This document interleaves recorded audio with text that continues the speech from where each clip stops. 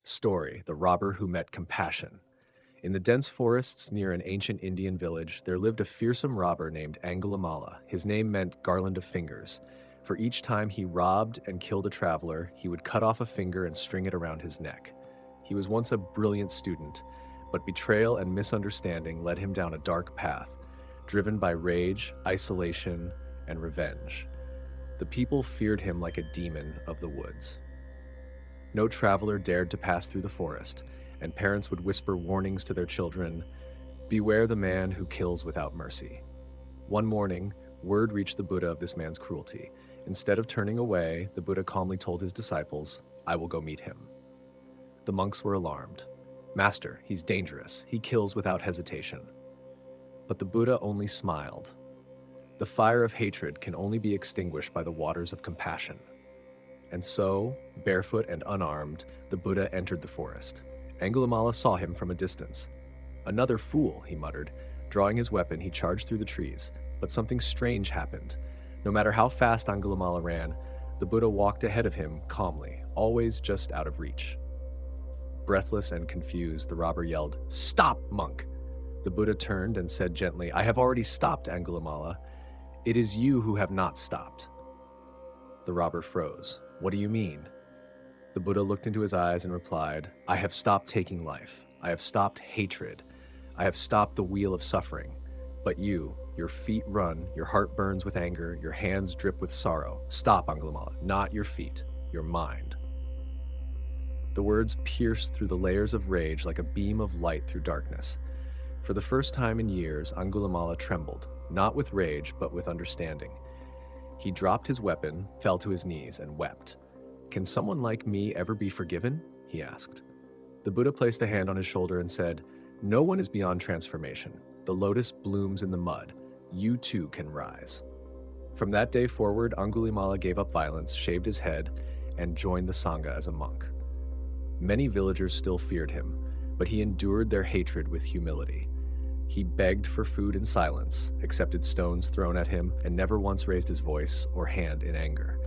Years later, on his deathbed, a group of villagers approached him. One elderly woman wept and said, "I once cursed your name, but today I see peace in your eyes."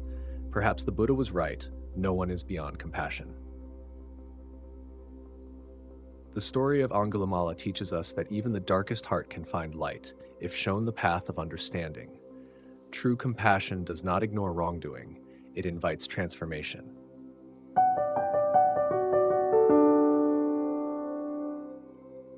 Story: The Monk and the Broken Bowl. In a small monastery nestled in the hills of northern India, there lived a young monk named Ananda. Though gentle and kind, Ananda struggled deeply with his attachment to material things, especially a simple handmade alms bowl given to him by his late teacher. The bowl was old, with fine cracks running along its sides, but to Ananda it was sacred. He polished it daily, held it with great care, and would not let anyone else touch it. One morning, as Ananda returned from alms round, a novice bumped into him accidentally. The bowl slipped from Ananda's hands, fell to the ground, and shattered. Ananda stood frozen, his breath quickened, and tears welled in his eyes. The other monks gathered around, but no one said a word. The head monk, Venerable Sona, gently placed a hand on Ananda's shoulder. "Why are you grieving so?" he asked softly. "That bowl, it was from my teacher," Ananda whispered. "It was all I had left of him." Venerable Sona led Ananda to the meditation hall. There, he sat beside him and spoke. "Tell me, Ananda, when you first received the bowl, was it already cracked?" Ananda nodded. "Yes, but I loved it all the same." "And did you believe the bowl would last forever?" "No, but I hoped it would." Venerable Sona closed his eyes briefly, then opened them and said, "Just as the bowl has its nature to break, so do all things in this world have the nature to pass. Your grief is not for the bowl, but for the illusion that it could remain unchanged. What your teacher gave you is not this bowl, but the wisdom to see the truth in impermanence." Ananda was silent. The sun cast a soft glow across the floor of the meditation hall, and in that quiet moment he saw clearly. The bowl had always been broken, just waiting for the right time. And so it was with everything else. That evening, He gathered the broken pieces, buried them under a Bodhi tree, and offered a simple chant of gratitude. From then on, Ananda no longer clung to things, not even his robes or sandals. When asked why he walked barefoot in winter, he smiled and said, "The bowl taught me to hold with care, but not with fear." Impermanence is not to be feared, but embraced. In understanding the nature of all things, we free ourselves from suffering, and in letting go, we finally begin to hold with wisdom.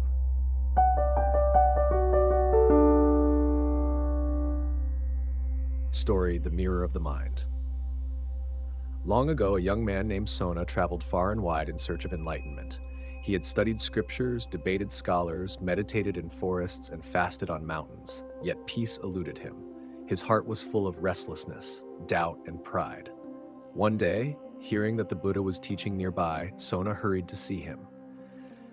When he arrived, he bowed respectfully and asked, "Master, I have studied much and practiced diligently, yet my mind is still clouded. Why can't I find inner peace?" The Buddha looked at him calmly and said, "Come, walk with me." They walked together to a nearby pond. The Buddha pointed to the water and asked, "What do you see?" Sona looked and replied, "Only muddy water, Master. I see nothing clearly." The Buddha picked up a stone and gently dropped it into the pond. Ripples spread across the surface, stirring the mud further. Then the Buddha sat beside the pond and said nothing. Minutes passed. The ripples faded. The mud slowly began to settle. Soon the water cleared and Sona could see his reflection. The Buddha finally spoke, "The mind is like this pond. When it is agitated by desires, fears, pride, and endless seeking, it becomes cloudy and disturbed. No truth can be seen. But when we stop stirring it, when we sit with stillness and awareness, the mud settles on its own and clarity returns." Sona whispered, "So peace is not something I achieve, but something that reveals itself when I stop chasing." The Buddha smiled. "Exactly. The mirror of the mind reflects truth only when it is still. Cleanse it not with effort alone, but with calm understanding and presence." Sona bowed, his heart finally quiet. In chasing truth, we often muddy the waters, but when the mind becomes still like a calm pond, it reflects wisdom clearly. Peace is not earned, it is uncovered.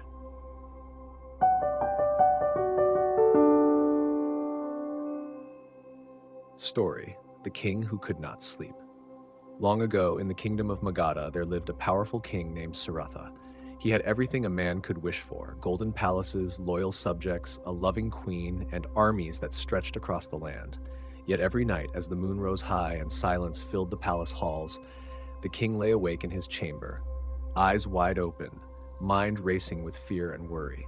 No physician could cure him. No healer or priest could bring him rest. He feared enemies, betrayal, death, and most of all, losing everything he had. One morning, exhausted and weary, the king summoned a wandering monk who was passing through the city. The monk, named Banu, sat humbly before the throne, calm and radiant with peace. The king said, "I have riches and power, but I haven't slept in weeks. My heart is heavy with anxiety. Can you help me?" The monk simply replied, "Let me stay one night in your palace, but I have one request. I will sleep where you sleep, and you must sleep where I do." Curious, the king agreed. That night, the monk was led into the royal chamber, adorned with silk, perfume, and guards stationed at every door. The king, in turn, was brought to a simple hut outside the city, where the monk had been staying, a place with a straw mat, a bowl of rice, and only the night sky for a roof. The king lay on the hard floor, restless. There were no guards, no walls, no riches. He listened to the wind rustling the trees, the occasional hoot of an owl, the distant howl of a jackal. Yet, strangely, these sounds began to soothe him. The weight of his crown was gone. No ministers demanded decisions. No gold needed guarding. Slowly, for the first time in weeks, his mind calmed. Meanwhile, in the palace, the monk sat cross-legged on the royal bed, eyes closed in meditation. Guards watched silently, wondering how a man with nothing could be so content. The next morning, the king returned and bowed deeply to the monk. "I understand now," he said. "It is not the silk sheets or marble floors that bring rest. It is the mind that sleeps, not the body." The monk smiled. "You rule over a kingdom, but your thoughts rule over you. Tame them, and you will know peace. Let go, and you will sleep." From that day on, the king rose before sunrise, meditated daily, and gradually let go of his attachments, and every night he slept peacefully. understanding that true kingship begins with ruling one's own heart. The restless mind builds 1,000 palaces of worry, but peace lives in a single breath, in a single moment, when we remember nothing we hold is truly ours to keep, except the stillness we choose within.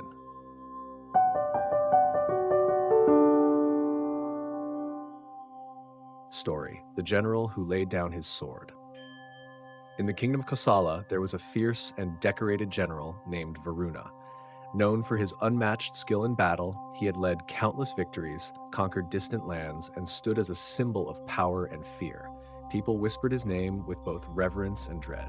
But despite the songs sung of his glory, Varuna's heart was never at peace. He had nightmares of the battlefield, faces of fallen soldiers, the screams of widows, and the haunting silence that followed each conquest. In private moments, he would stare at his sword, wondering if it had brought him honor or curse. One day, while traveling through a mountain pass after a victorious campaign, Varuna heard whispers of a sage named Gautama, who taught peace and freedom from suffering. Skeptical but curious, the general decided to find this teacher. He rode into the forest with his soldiers and confronted the Buddha, who was sitting under a tree teaching a group of villagers. The general, with armor gleaming and sword by his side, stepped forward and said, "Gautama, I have conquered kingdoms. I've broken empires. Tell me, what have you conquered?"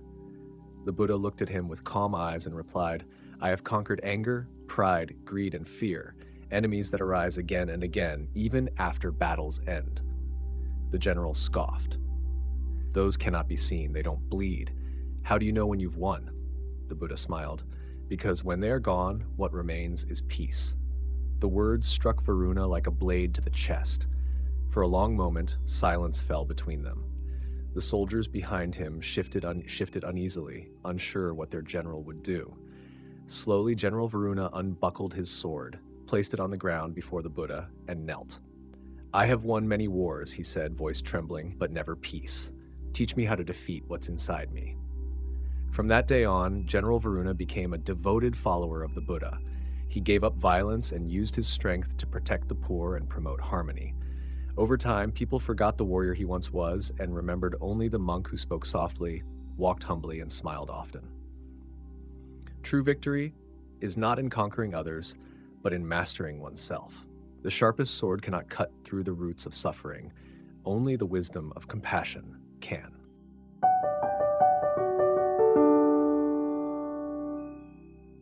The dancer's last offering. In the city of Rajagaha, there lived a famous dancer named Amida. Her beauty was known across the kingdom, and her performances attracted nobles, merchants, and commoners alike.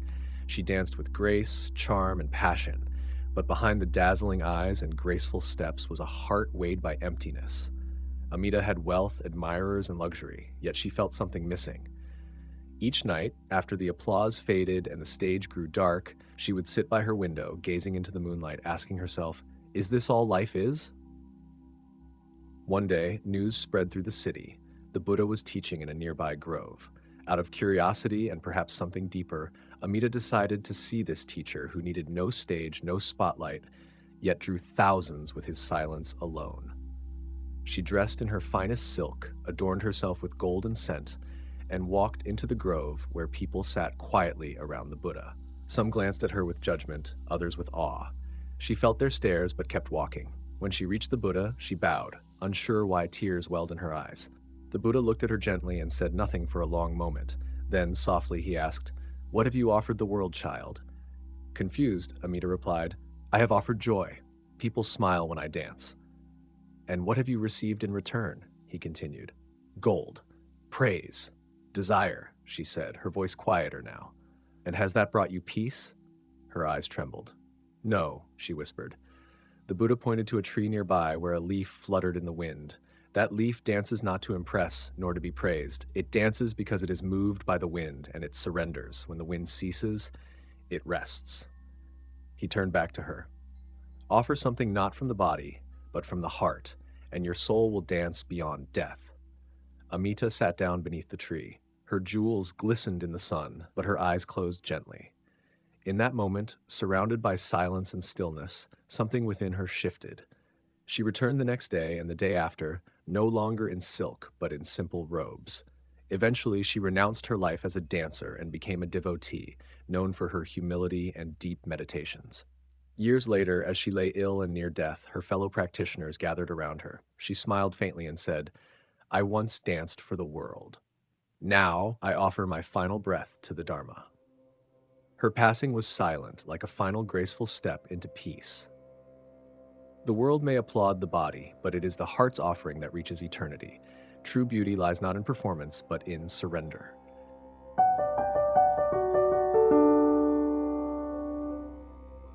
Story: The Buddha and the Crying Child. One peaceful morning, as the Buddha and his disciples walked through a small village on their alms round, they passed by a humble hut where a child's wailing pierced the calm air. The sound was sharp, filled with sorrow and confusion. The villagers nearby tried to quiet the child, but nothing soothed the boy's cries. The Buddha paused, turned to Ananda, and said, "Let us stop here a moment." They approached the hut. Inside, a young mother sat cradling her toddler, her face weary from sleepless nights. The boy had lost his father only days earlier, and his tiny heart could not grasp why the man he loved was suddenly gone. The mother looked up at the Buddha, tears glistening in her eyes. "He keeps asking for his father," she whispered. "I have no answers. I don't know how to explain. Death." The Buddha gently sat beside the child. He said nothing at first, only placed his hand lightly on the child's back. The boy paused, sensing the stillness in the Buddha's presence. Then the Buddha spoke softly, not to the child alone, but to the heart that cries in all of us. There once was a tree that bloomed with the brightest flowers. Every day a little bird sang in its branches, but one day the bird flew away. The tree waited and waited, but the bird never returned. Was the tree wrong to miss the bird? No. But the tree continued to grow, and new birds came to sing. Life does not stop when one melody ends. It changes, and a new song begins. The child's sobs quieted. His eyes blinked through tears as he listened. The mother held her son tighter, breathing slower. The Buddha continued, "We all come and go, like travelers stopping to rest under a tree. When someone leaves, it is not because we did something wrong. It is the nature of all beings, to arrive, to stay a while, and to go." He looked at the child, now calm in his mother's arms. "The pain you feel is love, not knowing where to go. Let it become kindness. Let it help others who cry, like you." The mother bowed deeply, and so did the villagers who had gathered in silence. That day, the Buddha did not teach from a sutra, nor from a mountaintop. He taught from the quiet ache in a child's heart, and reminded them all that even grief, when held with compassion, can become the beginning of wisdom. Loss is not the end of love, it is the transformation of it. And sometimes the greatest Dharma teaching comes not in words, but in the silence shared with a broken heart.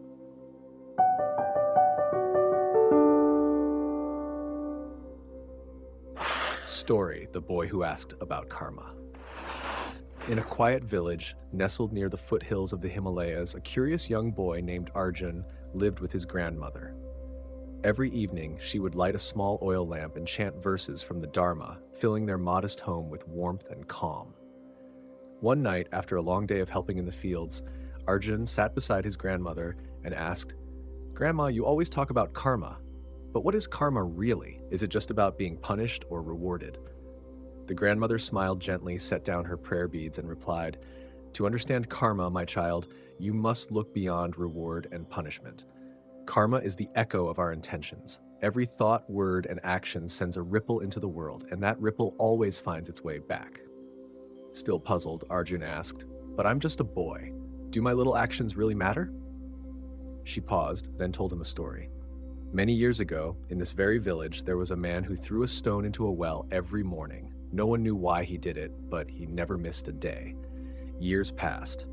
One dry summer, when the village well dried up, people were in despair. Then, one child leaned into the well and heard a faint sound of water. The villagers dug deeper, and to their amazement, they discovered a hidden underground stream. The stones that man had thrown had slowly cleared a path, one small ripple at a time. Arjun's eyes widened. So, he didn't know he was doing something good? Exactly, the grandmother said. He just did what felt right. That is karma, not controlled by desire or fear, but born of awareness and intention. Arjun was quiet for a moment, then looked at his hands. So if I help someone, even in a small way, it matters? She nodded. Just as every drop fills the ocean, every deed shapes the world. Karma is not fate, Arjun. It is the unfolding of cause and effect, guided by the heart. That night, as the stars glittered above the village, Arjun fell asleep not with answers, but with a deep peace in his chest. And from that day forward, he began each morning with a quiet prayer and one simple question: what will I ripple into the world today? Karma is not a ledger of rewards and punishments. It is the mirror of intention. In each moment, we plant seeds. The fruit they bear will depend on the heart that sows them.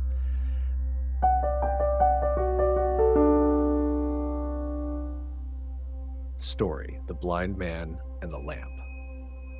Once, in the ancient city of Sravasti, there lived a blind man who had never seen the sun, the moon, or the stars.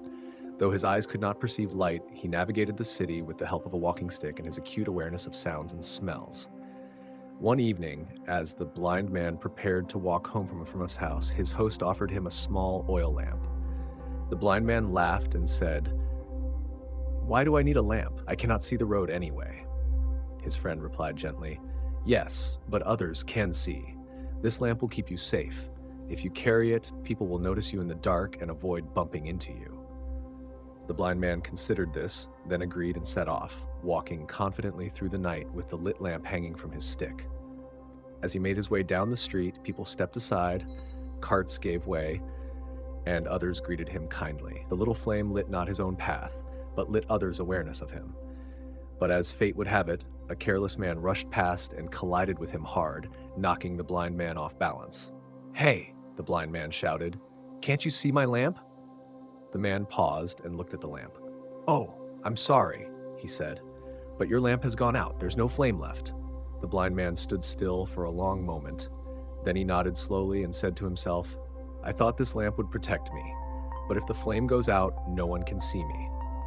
The next morning, the blind man visited the Buddha and told him the story. The Buddha listened and said, "Even those who carry the lamp of wisdom must check if the flame is still burning. Knowledge alone is not enough. It must be alive, awake, and bright in one's actions. Just as a lamp without fire cannot give light, a life without mindfulness cannot illuminate the path." The lesson is simple, yet profound. Wisdom, like a lamp, is only useful when it is lit by mindfulness and compassion. Do not assume that carrying a symbol of awareness is enough. Keep checking within to see whether the flame still shines.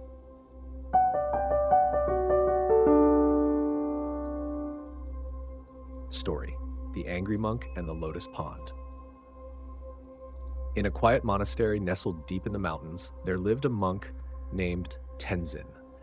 Though known for his dedication to practice, Tenzin often struggled with his temper. Small things would irritate him: noise during meditation, mistakes in chanting, or even a fellow monk's untidy robe. One day, after an argument with a younger novice over a spilled water jug, Tenzin stormed out of the monastery. His heart burned with frustration. He walked aimlessly through the forest until he reached a secluded lotus pond that the monks rarely visited. Sitting on a rock near the pond, Tenzin glared at the water. The surface was smooth and still, and blooming lotuses floated gently, untouched by the muddy water below. His breath slowed. His anger began to waver, but he clung to it, justifying, remembering, reliving the moment. Then, suddenly, a gentle voice spoke behind him. "You seem troubled, brother." Tenzin turned. An old hermit clad in a simple robe stood there with a kind expression. "I am," Tenzin admitted. "My anger rises too quickly. I try to meditate, to be kind, but people keep disturbing my peace." The hermit sat beside him and said, "Do you see the lotus flowers on this pond? They rise from mud, yet they are not stained. They are not angry at the mud. They do not demand the water be clear. They simply bloom." Tenzin looked at the lotuses, then at his reflection in the pond, tense, furrowed, distant. "But I try so hard," he said quietly. The hermit nodded. "Trying hard is like stirring the water with your hand, hoping to make it calm. Effort is needed, yes, but true calm comes when you stop stirring." A breeze passed over the pond, rippling the water gently, yet the lotuses swayed gracefully, unbothered. "You cannot force stillness," the hermit said. "You allow it. You return to it. And just like the lotus, you let your roots be in the mud, but let your heart bloom above it." Tenzin closed his eyes, letting the words wash over him like the wind. For the first time in days, he felt something shift, not forced peace, but a quiet readiness to let go. When he opened his eyes again, the pond seemed even more beautiful. Even the most beautiful lotus grows from the mud. In the same way, our anger, pain, and struggle can become the soil from which understanding and compassion rise. Stillness is not found by force, but by letting the mind, like water, settle on its own.